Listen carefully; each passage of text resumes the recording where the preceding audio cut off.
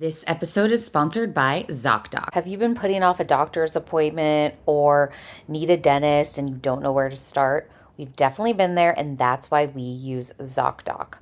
Actually, over the holidays, Michael had a dental emergency and seemingly every office was closed. But we hopped onto ZocDoc, found an in-network dentist, had great reviews, saw real-time appointments available, which was key. It was on New Year's Day, and booked an appointment in just minutes. It took so much of the stress out of the already stressful situation. ZocDoc makes it easy to search and compare over 250,000 local in-network providers across more than 200 specialties, so you can find the right doctor or dentist and book instantly. Taking care of your health just got easier. Download the ZocDoc app today and book that appointment on your to-do list. That's ZocDoc. ZocDoc. When you need a snack that keeps up, reach for Roller Bites. Packed with protein and stacked with bold flavors like tequila lime, Monterey Jack, and Buffalo Ranch. These compact handheld snacks are built for busy days and non-stop schedules, delivering satisfying bites without slowing you down. No prep, no pause, just real flavor and real fuel in every roll. Find them at your nearest convenience store or see them on tour. Visit rollerbites.com for dates, locations, and more.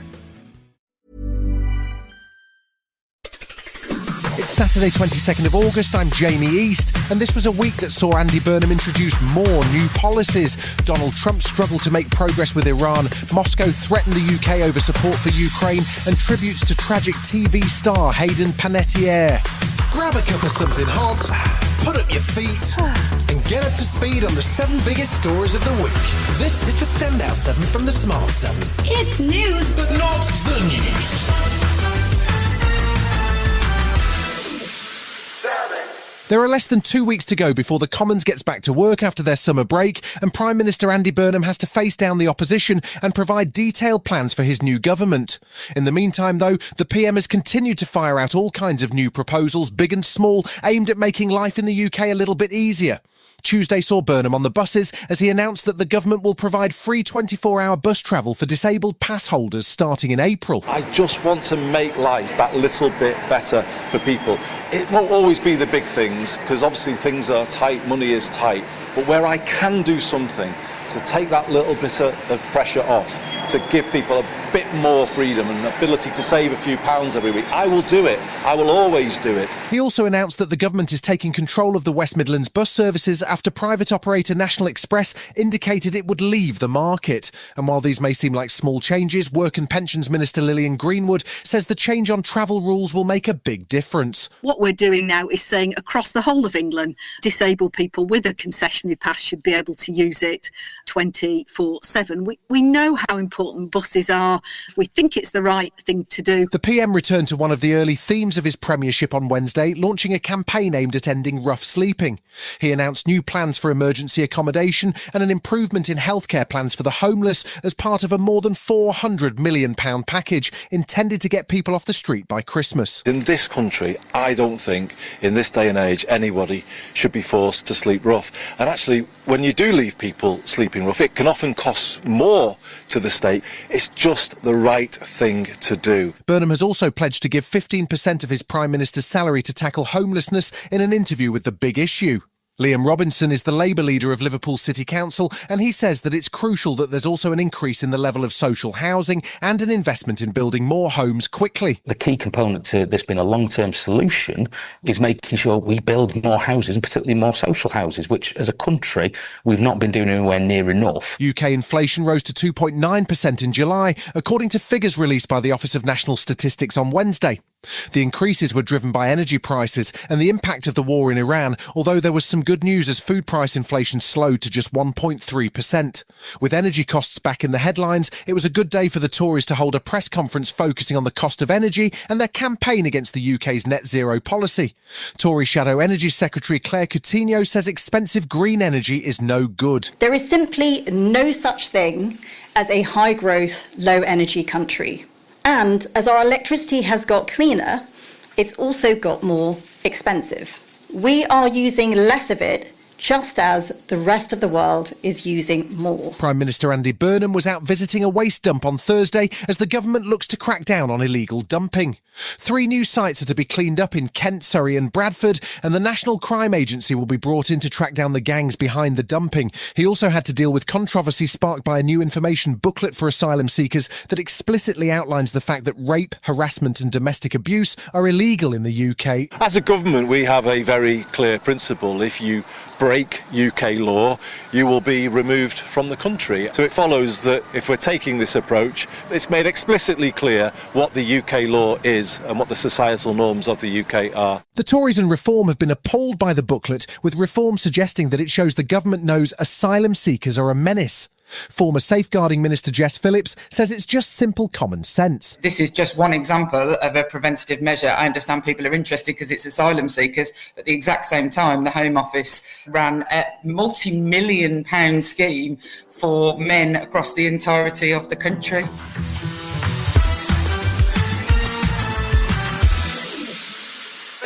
The tragic story of Cambridge professor Jason Arday continued to make headlines this week. He had resigned from his position as Professor of Sociology of Education after accusations of both plagiarism and of inconsistencies in statements about his career and his achievements. Then last Friday evening it was announced that the professor's body had been found at his home and that police were describing his death as unexpected but not suspicious. Friends and colleagues had warned that the accusations were having a debilitating effect on Arday, and former Birmingham University professor Kehinde Andrews says that there needs to be an inquiry into what he says were false allegations. We still hear this. You did it today in the same story. Allegations of plagiarism. Those allegations were investigated and he was cleared. I read his PhD a year ago and said this is not plagiarism and he was cleared. Yeah, that's still part of the story. And then all of this resounding pressure, media pressure around him, memes on TikTok. Okay. What else do we call that but a public lynching of this man? Prime Minister Andy Burnham paid tribute to Jason and called for a full inquiry to get to the bottom of what happened. It's a tragedy on so many levels, but particularly for everybody who knew Jason. It's not a moment for any rushing to judgment. It's a moment for reflection, I would say, reflecting on how things came to this. Thousands gathered for a vigil on Monday, organised by Stand to Racism, in tribute to former Cambridge professor Jason Arday. Monday saw the Chancellor of Cambridge University, Lord Chris Smith, criticise what he called a racist feeding frenzy by the media. Cambridge had previously investigated and cleared Jason Arday over claims of plagiarism, but a constant churn of stories and a freshly announced investigation over his appointment had piled pressure on the young professor.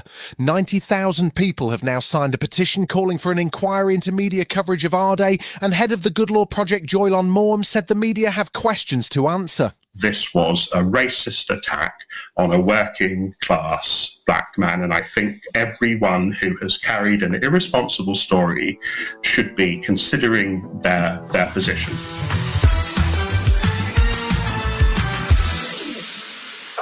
While Nigel Farage may have won the Clacton by-election sparked by his resignation, it's not clear that the victory has solved any of his outstanding problems. The Reform leader did receive over 22,000 votes, but his main opponent, Count Binface, managed a respectable 9,400 votes in an election with no representation from the major parties. Farage refused to attend the count, and the parliamentary inquiry into his financial affairs resumed last Friday morning. However, Reform's deputy leader Richard Tice says there's no real prospect of Farage being forced to stand down. If the Commissioner finds a fault against Nigel, then there's a recommendation to the committee. The committee then make a recommendation to the House of Commons as to some form of sanction. And even if there was a recall petition, I don't think it would be recalled, such is the resounding confidence of Nigel. So there are multiple hoops. Ben Habib is a former member of Reform who quit back in 2024, and he says the whole battle with a bin may have taken a toll on Nigel. But the one response that he should not be giving, and he would have surely have understood this, is to absent himself completely. He'd outplayed them. He would be proud of what's happened. He would have turned up proudly at the count, and he would have been on his front foot, but he's not. Reform were busy on Monday, laying out plans for wholesale reform to the welfare system if they win the next election. Treasury spokesman Robert Jenrick says Reform would ban any benefits for EU nationals and save £21 billion in the lifetime of the next Parliament, although it would also impact Brits living within the EU and might spark a need for a new deal. Reform are also keen to cut benefits for Brits, instead introducing a mandatory welfare to work scheme that would see those who haven't worked in 12 months required to do a form of community service. This isn't just an aberration, it's an epidemic that's been allowed to take hold across our country and has now spread into a full-blown national crisis. Under a reform government, it's going to stop. Campaigners have flagged that the proposals, which also include slashing disability payments, would force hundreds of thousands of children into poverty. There was no sign of Reform leader Nigel Farage at the policy launch, but his arch-nemesis Count Binface was back on the media circuit explaining his Clacton election successes. It was the combination of my intergalactic drip and my fully costed suite of policies, which, as you know, was targeted to Clacton like never before.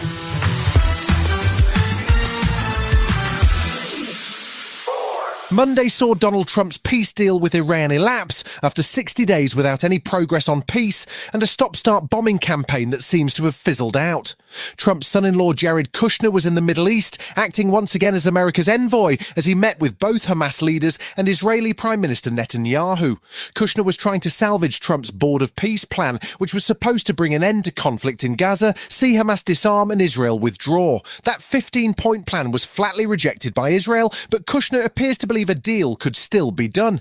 He was asked about the lack of progress in the talks with Iran, but maintained that the dialogue is continuing. But obviously they're engaging in a very strong way, and that's quite positive, but we're not there yet on an understanding, and President Trump's going to be very patient. He doesn't want to rush to a deal. He'll make the right deal when the right deal is ready. The very patient President Trump threatened to bomb the shit out of Oman on Monday if they struck a deal with Iran over the Strait of Hormuz. But undeterred, Iranian Foreign Ministry spokesman Esmail Baghei says the talks with Oman over new routes continue. Talks between Iran and Oman are continuing seriously. Views are being exchanged, and both sides have so far shown that they are determined to formulate a mechanism that ensures the interests and concerns of both sides. It's been almost 6 months since the war started, and it's been more than 60 days since a memorandum of agreement was signed to create a ceasefire and a window for detailed talks. That has not happened in any meaningful way, with the US president taking to social media on Tuesday to say there are no talks with the Islamic Republic of Iran. It seems Iran's talks with Oman over a reopening of the strait have annoyed Trump. And former Israeli spokesman Ilon Levy told LBC it's understandable that he's becoming frustrated. What should be a US ally that seems to be playing both sides. Trump is trying to open the Strait of Hormuz and is worried that a separate deal between the Islamic Republic of Iran and Oman could undermine that effort. Iran seems unconcerned, and apart from its negotiations with Oman, has been calling for America to fulfill its side of the original agreement, as Iran's top negotiator Mohammad Bagher Ghalibaf made clear on Tuesday. The Strait of Hormuz will not be opened until the American commitments stipulated in the Memorandum of Understanding, specifically lifting the naval blockade and cessation of threats and military operation, as well as the other clauses of the text, have been implemented. US President Donald Trump took time out of his presumably busy schedule on Wednesday to give the press another tour of the ballroom construction site and show up the White House's new helipad. He spent some time explaining the details of the design and quite a bit less time talking about the ongoing war with Iran, which has come no closer to any form of resolution. It's not going to be perfect, but it's a lot of oil coming out. In fact, people are amazed. One of the reasons that oil hasn't gone to like the proverbial $300 a barrel, and it'll be a lot lower when this is over. It emerged on Wednesday that the US military has been escorting oil tankers through the Strait of Hormuz, something that Trump had previously blurted out, and it seems that with no progress in sight, that is what is helping to keep oil prices down. The US president had more praise for North Korean dictator Kim Jong-un, who he hopes to meet soon, while also mentioning that the country has 57 nuclear weapons. Israel's Foreign Minister Gideon Saar says that wouldn't have happened on Trump's watch. If the leadership then would have taken the right decisions, North Korea wouldn't have nuclear weapons. President Trump took the decisions in order to prevent Iran from having nuclear weapons. There was some good news from the Middle East on Thursday as the USS Abraham Lincoln finally headed for home after 9 months continuously at sea. It's mainly good news for the crew, but it doesn't signal any end to the US blockade, however, as the aircraft carrier George Washington has taken its place. US Treasury Secretary Scott Bessent was on the media rounds on Thursday as he tried to calm markets after bond yields and oil prices spiked, with no sign of any progress in the peace process. He says the US has unleashed a new level of economic pressure on Iran. We are going to all of our allies and saying you're either with us or against us, and if you insist on doing business with them, then the U.S. Treasury and the U.S. government, they will put its full might and force toward enforcing against you. Still to come on today's Standout 7, in association with Metro, Meghan and Harry return and tributes to a tragic TV star. Right after this. This episode is sponsored by ZocDoc. Have you been putting off a doctor's appointment or need a dentist and you don't know where to start? We've definitely been there, and that's why we use ZocDoc. Actually, over the holidays, Michael had a dental emergency and seemingly every office was closed. But we hopped onto ZocDoc, found an in-network dentist, had great reviews, saw real-time appointments available, which was key. It was on New Year's Day, and booked an appointment in just minutes. It took so much of the stress out of the already stressful situation. ZocDoc makes it easy to search and compare over 250,000 local in-network providers across more than 200 specialties, so you can find the right doctor or dentist and book instantly. Taking care of your health just got easier. Download the ZocDoc app today and book that appointment on your to-do list. That's ZocDoc. ZocDoc.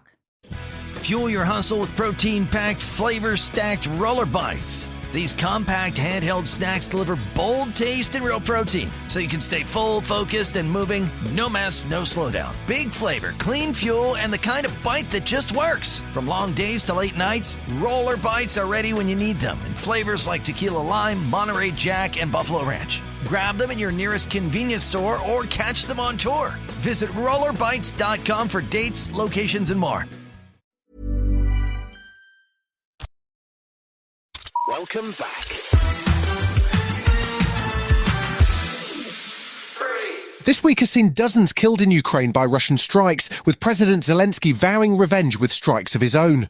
Ukraine has been launching swarms of drones at Moscow and other Russian cities as what Zelensky calls long-range sanctions, aimed at bringing the war home to the Russian population. The UK has been supporting Ukraine's drone technology with parts and equipment, and Tuesday saw Russia warn that Britain would face consequences for the support of its enemy. The Ministry of Defence defended its right to support Ukraine in the face of Putin's illegal invasion, but Tory Shadow Secretary for Business and Trade Andrew Griffith says, as a former Defence Minister, new Chancellor John Healey needs to back words with action. John Healey, who's now the Chancellor, resigned over that, saying that the government hadn't discharged its first duty of government, which is to properly defend us. He's been Chancellor now for nearly a month. Still not proper funding for our defence. That should be a wake-up call to him. President Zelensky faced a new challenge on Wednesday as sacked former Defence Minister Mikhailo Fedorov called for a presidential election. Although he was sacked over a month ago, protests have continued in Kiev, and Fedorov launched a campaign with a 9-minute video on Wednesday criticising corruption and saying democracy cannot be held hostage by Russia. His call came as Zelensky sacked a senior aide over corruption allegations, and the president is facing mounting pressure. Wednesday also saw criticism from the UN's humanitarian chief Tom Fletcher, who is increasingly concerned by the drone arms race that is happening at the front lines. I think the technology, I'm afraid, is outpacing accountability, and the technology is outpacing humanity. And I really worry that when these new weapons are being designed, there aren't enough people in the room who understand protection of civilians, protection of humanitarians.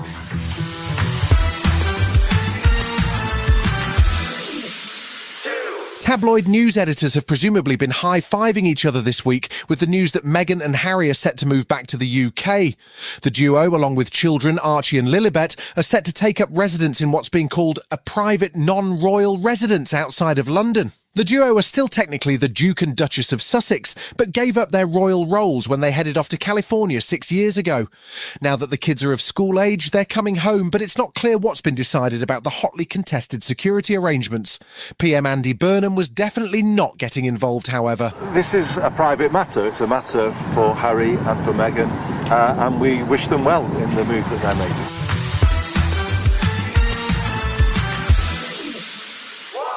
Monday morning saw the death announced of actress Hayden Panettiere. She was just 36 years of age, and her death continues to be investigated by authorities, with reports that the DEA are now also investigating what happened at an apartment in South Carolina. She had been a child star, then went on to play a cheerleader with special powers in Heroes, featured in the Scream franchise, and lately played a troubled country diva in Nashville.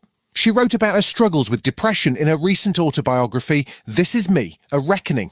She had a daughter with Ukrainian heavyweight boxer Vladimir Klitschko, but the relationship ended and her daughter lives in Europe with her dad. She spoke to CBS News when her book came out about how she coped with all that life threw at her. Rest in peace, Hayden. You get through it by time, finding good therapists, being willing to reflect, check in with yourself. Yeah. You know, really do the work. You've been listening to The Smart 7. We'll be back tomorrow at 7 a.m. Hit that follow button and have a great day. Give us 7 minutes, we'll give you the world. Fuel your hustle with protein-packed, flavor-stacked Roller Bites. These compact handheld snacks deliver bold taste and real protein, so you can stay full, focused, and moving. No mess, no slowdown. Big flavor, clean fuel, and the kind of bite that just works. From long days to late nights, Roller Bites are ready when you need them in flavors like tequila lime, Monterey Jack, and Buffalo Ranch. Grab them in your nearest convenience store or catch them on tour. Visit rollerbites.com for dates, locations, and more. They don't realize smart people use smartphones, huh? Download Text Now. Pay what you want or not at all. Show these ridiculous carriers we're way too smart to pay dumb. Free app-based talk and text via the Text Now app requires Wi-Fi or data connection. Data plans sold separately. 5G where available.